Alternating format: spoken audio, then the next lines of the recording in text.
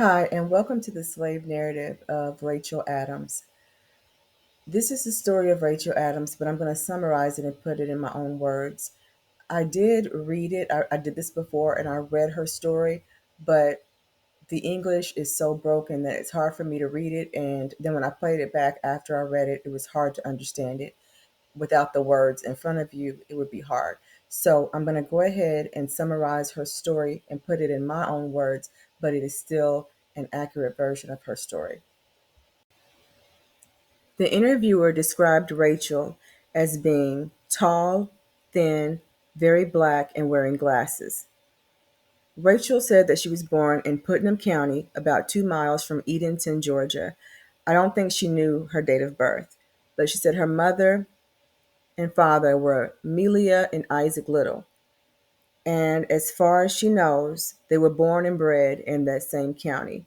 Unfortunately, her father was sold away from her mother when she was a baby. They had 17 children together. They had one son named John and 16 daughters.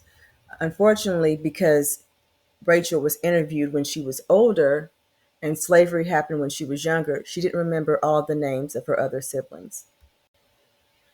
Her mother's job during slavery was to weave all of the clothes for the white people. And she wove her a dress that was made out of the homespun. They lived in mud daubed log cabins that had old stacked chimneys made out of sticks and mud. The old homemade beds didn't have slats or box springs. They were made out of stout cords for the springs, and then the mattresses and the pillows were made out of hay.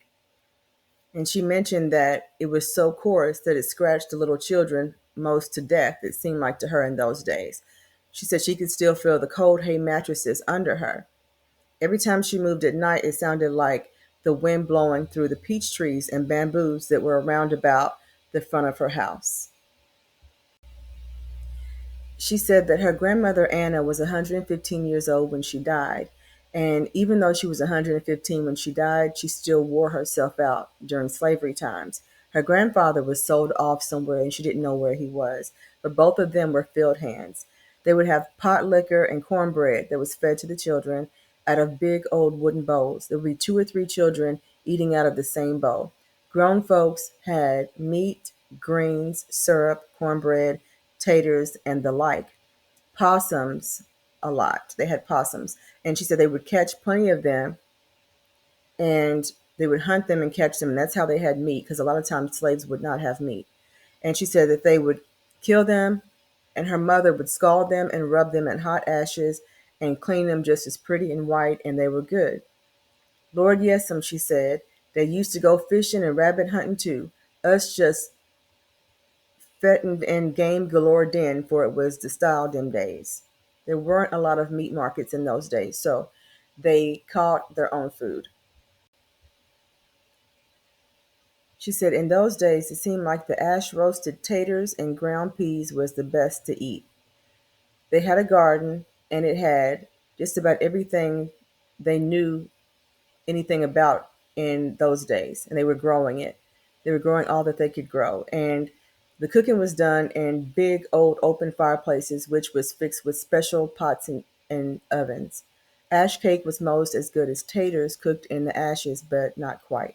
Summertime, they wore homespun dresses made like the slips that they used for underwear.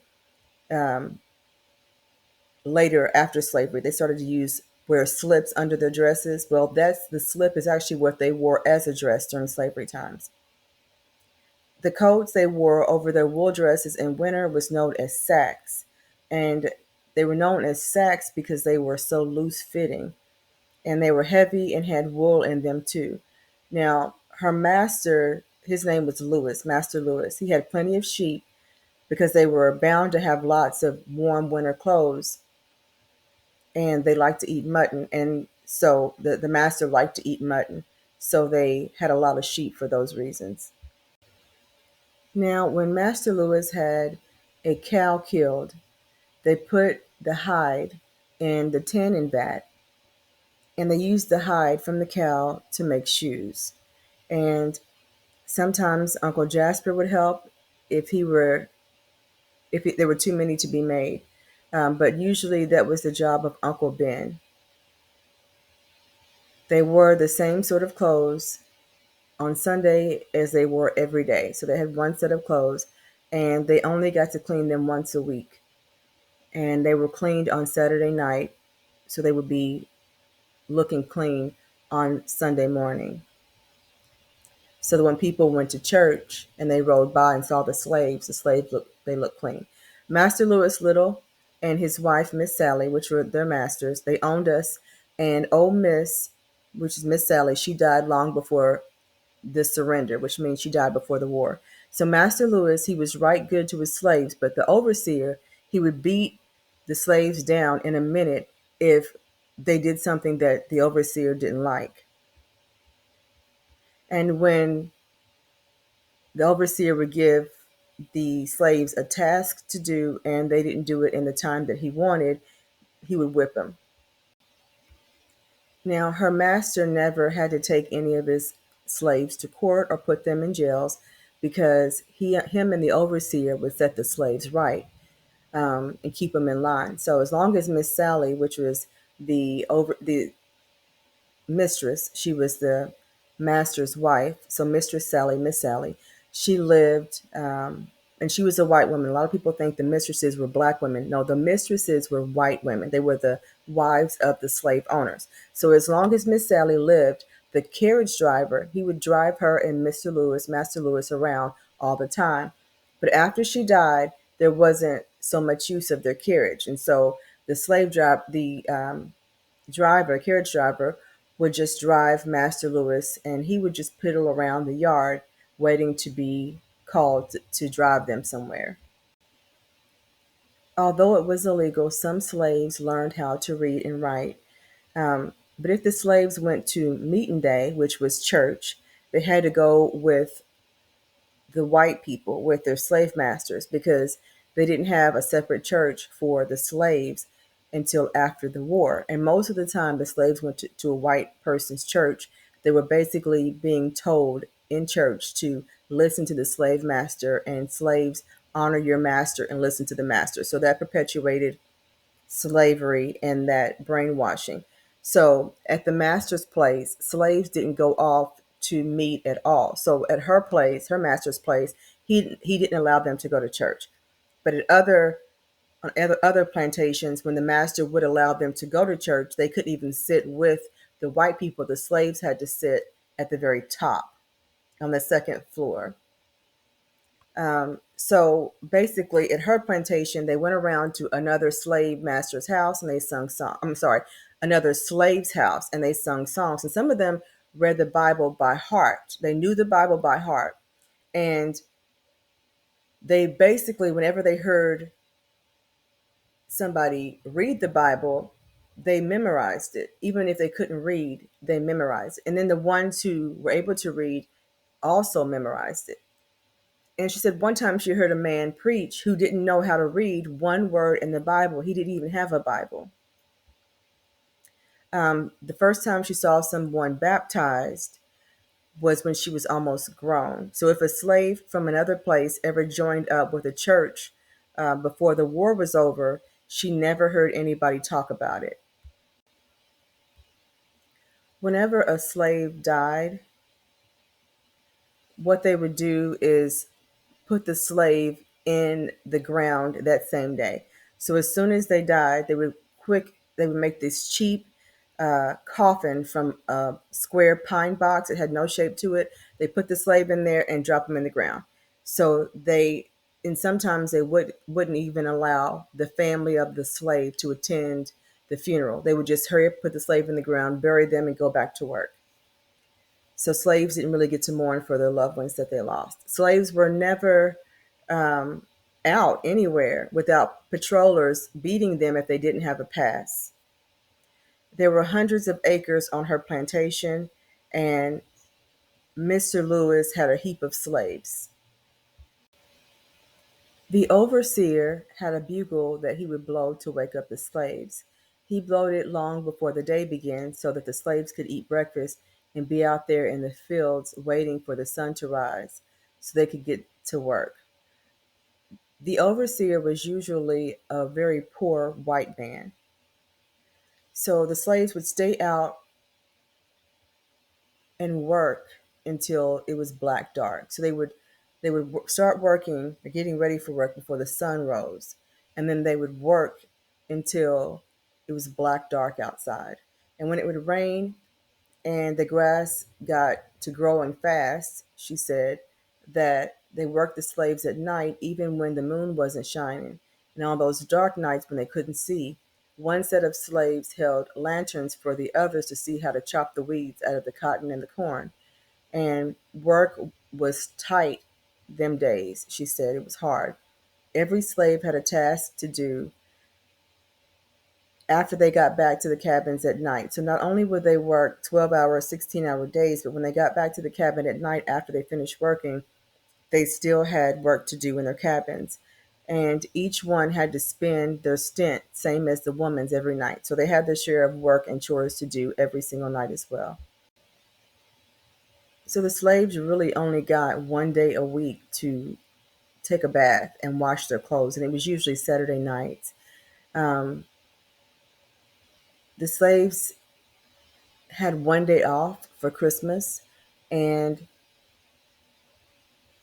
they would give them Christmas biscuits. So they would give them biscuits on Christmas, and that was the only thing that set Christmas apart from any other day. Was they were given that day off, and they were given biscuits. New Year's Day, they were rail splitting. So that was rail splitting day. And they were told how many rails were to be cut. And they better split the amount that they were told that they had to split, or someone was going to get whipped. She said she doesn't remember much about what they played as kids, but she does remember them running around in a circle like a ring. I don't know if it was ring around the rosy or what it was, but she said that the children were always scared to play in the thicket that was near the big house, and they called that thicket Raw Head and Bloody Bones. That they lived there. She said Raw Head and Bloody Bones, and this is why they called it that, because she said that the overseer, the white people, used to scare them about the red taters, the red potatoes, and they were red on the outside and pretty and white on the inside. Is what the white folks would tell them. White folks called those potatoes nigger killers. And they said if a nigger eats those potatoes, they would die. And that was a trick they used to keep them from stealing the potatoes. There was nothing wrong with the potatoes, she later found out, but she said they were just as good and healthy as any other potatoes, but they were told that to keep them from taking any of them. So during slavery, the slaves had a religion. They had a monotheistic Christian religion. So it was rare to see a slave that did not believe in God. Slaves also believed in demonic spirits and ghosts. And a lot of the white people thought the slaves were simple minded because they believed in spirits. And the slaves were always asked in these interviews if they believed in spirits or ghosts. Slaves called them hants. I think they were trying to say haunts, but it means ghosts. So when they asked Aunt Rachel if she believed in ghosts, she said that she did. And she said that she thought that she saw a hant one night, but it turned out to be somebody who was just scaring her. But she said most slaves had fun at the corn shucking, so they looked forward to that. That was like one of the few times that they actually got to dance and have fun. So they would get high on top of the corn piles and they would whoop and holler and do the corn shucking song till all the corn was done shucked. And then they would eat, drink liquor, and dance. And cotton pickings was big fun too. And when they got through picking the cotton for the season, they would have their own little party. So they would drink and dance until they couldn't dance anymore. Dancing and music is a huge part of the African American culture. So it's no surprise that they celebrated with weddings and at the end of harvest and corn shuckings with dances, food, and singing with music. So she did mention that whenever the fellow slaves would get sick, they would try the master would try and take care of them or try to get a doctor for them because he didn't want to lose money because every slave had a value and to lose a slave was like losing money. So even though he let the overseer whip his slaves, he didn't want them whipped to death because he would lose money. A lot of times when they didn't want to deal with a slave who ran away or was a problem, they tried not to kill them.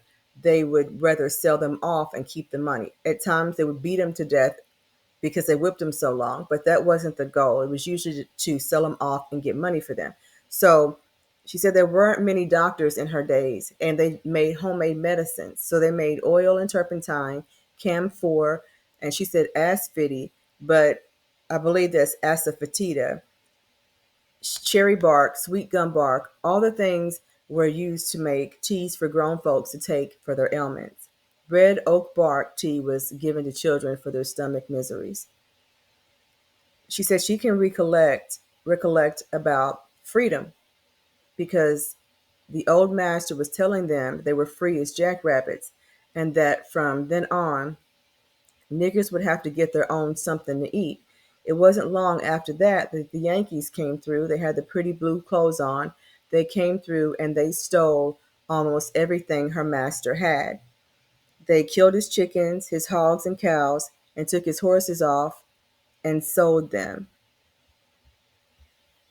And a lot of times Yankees would go from plantation to plantation telling the slaves that they were free because if they hadn't have done that after the war, a lot of plantation owners, a lot of the slave masters would not have told their slaves that. So the slave masters began to tell their slaves that when they were told that the Yankees or the Union soldiers were going from plantation to plantation telling the slaves that they were free. So a lot of times the slave master would go ahead and tell them. So Aunt Rachel got married, and her aunt gave her a big wedding feast, and she married Tom Adams. And there was a lot of good food. She said good eatments. Her wedding dress was blue. It was trimmed in white. She had 6 children, 9 grandchildren, and 19 great grandchildren. And one of her great grandchildren was blind ever since he was 3 weeks old.